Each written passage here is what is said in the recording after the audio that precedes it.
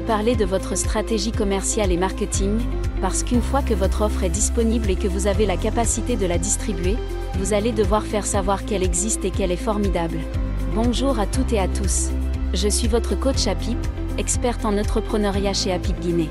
Et dans cette vidéo, je vais vous expliquer comment construire votre stratégie marketing. Déjà un peu d'explication de vocabulaire. Marketing, communication, commercialisation. Ça veut dire quoi ? Le marketing désigne l'ensemble des outils et actions permettant d'atteindre des objectifs commerciaux. Le marketing s'appuie sur ce qu'on appelle les 5 P, offre, prix, distribution, communication, relations clients. Il existe près de 200 techniques marketing. La communication, elle, désigne l'ensemble des moyens utilisés pour faire connaître l'existence de vos offres, gagner en notoriété, attirer les clients potentiels, modifier le comportement des consommateurs et de l'opinion publique en général dans un sens qui est favorable à l'entreprise. La communication est au service d'un objectif marketing.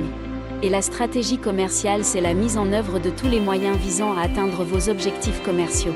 Voyons maintenant comment faire. La première étape est de définir sa cible. Normalement, vous l'avez déjà fait en travaillant sur votre offre. Mais un rappel. À qui je m'adresse ? Qui sont mes clients, mes prospects ? Et pourquoi ils auraient besoin de mon offre ? En réponse à quels besoins ? Rappelons que les femmes, les jeunes, voire tout le monde ne sont pas des cibles. Deuxième étape, quels sont vos objectifs commerciaux, c'est-à-dire combien de clients vous devez avoir pour être rentable ? Pas facile pour la phase de création d'entreprise, mais voici quelques clés. Lorsque vous avez identifié tous vos coûts, pour produire, pour communiquer, pour distribuer, pour rembourser un emprunt, par exemple, vous saurez quel chiffre d'affaires minimum vous devez faire. Au moins, autant que la somme de vos dépenses pour atteindre votre seuil de rentabilité et plus pour faire des bénéfices, et donc vous saurez combien de ventes vous devez faire. Par exemple, vous avez un restaurant. Vous avez estimé que vous alliez dépenser 150 millions de francs guinéens par an en achat de matières premières salariales, dépenses de communication, etc. Vu votre carte, vous avez estimé un panier moyen de 25 000 francs guinéens par personne, votre restaurant sera ouvert 46 semaines par an. Donc 150 millions, divisé par 25 000 de panier moyen, ça fait 6 000 clients au minimum. 6 000 clients divisé par 46 semaines d'ouverture, ça fait 130 clients en moyenne par semaine. C'est votre objectif minimum pour pouvoir payer toutes vos dépenses. Troisième étape, quels sont vos moyens ? Vous aurez 2 types de moyens, du temps et ou de l'argent au lancement. Vous n'allez sans doute pas avoir un budget important, voire même pas de budget du tout, pour réaliser votre communication. C'est pas grave. Par contre, vous allez devoir y consacrer du temps pour avoir les premiers résultats. Les réseaux sociaux, par exemple, sont certes gratuits, mais il faut produire des contenus, interagir avec votre public, développer une communauté et cela demande beaucoup de temps. Quatrième étape, quelle méthode utiliser ? Tout au long de la vie de votre entreprise et surtout au début, vous allez devoir être rigoureux sur les moyens utilisés pour votre communication, sinon vous allez vous épuiser. Dans cette vidéo, nous vous proposons une méthodologie appelée inbound marketing, que l'on peut traduire par le marketing de contenu. C'est un tunnel en 4 étapes qui va vous permettre de visualiser votre stratégie et de mieux vous organiser pour atteindre vos objectifs. Première étape, l'acquisition. L'acquisition cherche à vous faire connaître. Comment réussir à être vu dans un monde vaste où la concurrence est rude ? La solution est simple, posez-vous la question, où est mon audience et où souhaite-t-elle échanger avec moi ? Si vous voulez parler à quelqu'un, il faut aller où la personne se trouve. Ce peut être dans les boutiques à côté de la vôtre, par exemple, vous vendez des bijoux féminins, vos clientes sont aussi les clients du coiffeur de la rue piétonne ou de la boutique de déco, votre audience peut être aussi dans les clubs de sport, si vous vendez des produits diététiques, mais votre audience est sûrement aussi en ligne, par exemple, vous avez un restaurant avec des produits locaux, soit vous décidez d'aller sur les réseaux sociaux parce que ce sont des outils que vous connaissez. Bien, c'est très long avant d'avoir les premiers résultats, mais vous construisez votre marque. Une autre solution serait tester des solutions publicitaires comme Google Ads, par exemple. Attention cependant à bien vous former avant de dépenser le moindre centime.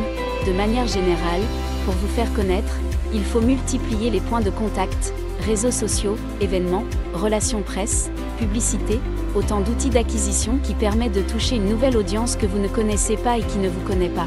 Cependant, il faudra faire des choix. Vous n'aurez pas le temps d'être partout et de tout faire. Soyez stratégique. Seconde étape, la conversion. Il s'agit de transformer votre audience captive en prospect. C'est souvent l'étape qui est plus sous-évaluée, alors que c'est celle-ci qui finalise l'étape d'acquisition en effet, même si beaucoup de monde a vu votre offre, tout le monde ne l'achètera pas. Oui, votre audience est intéressée, mais elle ne passera pas à l'acte d'achat, ou alors pas tout de suite.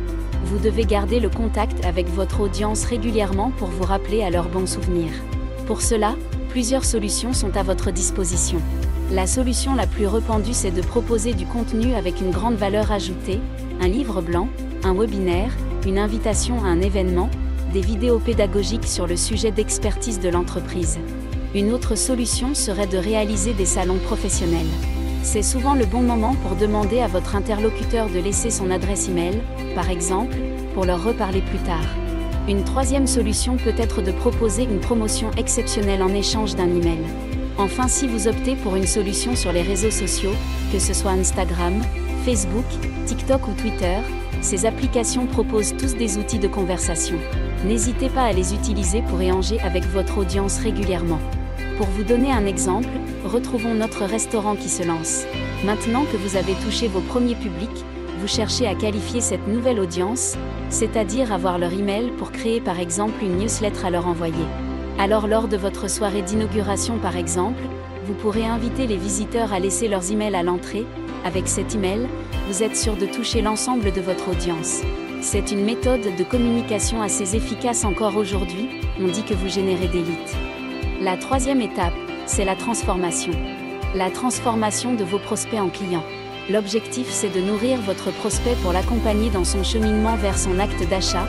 Dans un premier temps, votre prospect va vous rencontrer parce qu'il a compris qu'il avait un besoin et que vous auriez peut-être une solution pour lui. Et puis son besoin va se préciser, il va regarder plus près les offres que vous proposez, avec les caractéristiques, les options, le prix, etc.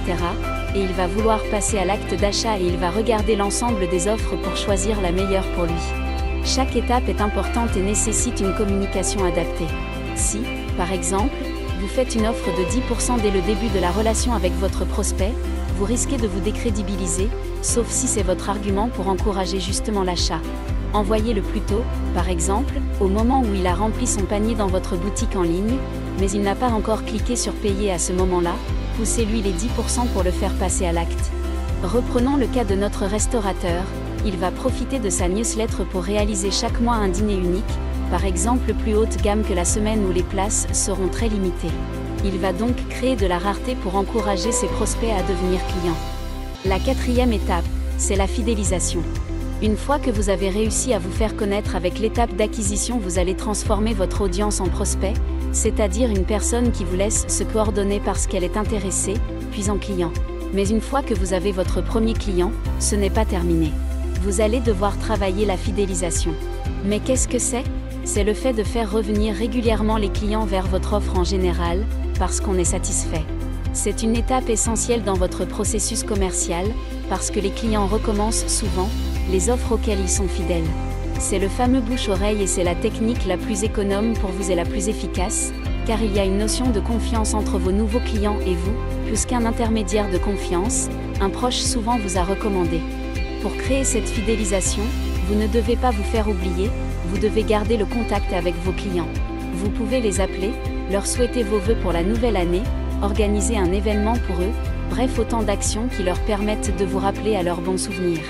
Dans le cas de notre restaurant, il peut mettre en place une carte de fidélité ou identifier les clients récurrents, leur proposer de s'inscrire sur une liste de diffusion, sur WhatsApp, par exemple, réservée aux clients fidèles, pour leur proposer en priorité des réservations lors de soirées spéciales, bref n'importe quelle méthode pour garder du lien. Voici la recette pour réussir une bonne communication méthodique avec une bonne gestion de vos moyens. À vous de jouer. Bienvenue à la phase des quiz. Maintenant, c'est le moment de tester vos connaissances sur la communication commerciale. Voyons voir si vous avez bien assimilé les concepts présentés dans cette vidéo. Prêt ? C'est parti. 1. Qu'est-ce que le marketing désigne dans le contexte de la création d'une entreprise ? A. L'ensemble des moyens utilisés pour faire connaître l'existence des offres et attirer les clients potentiels. B.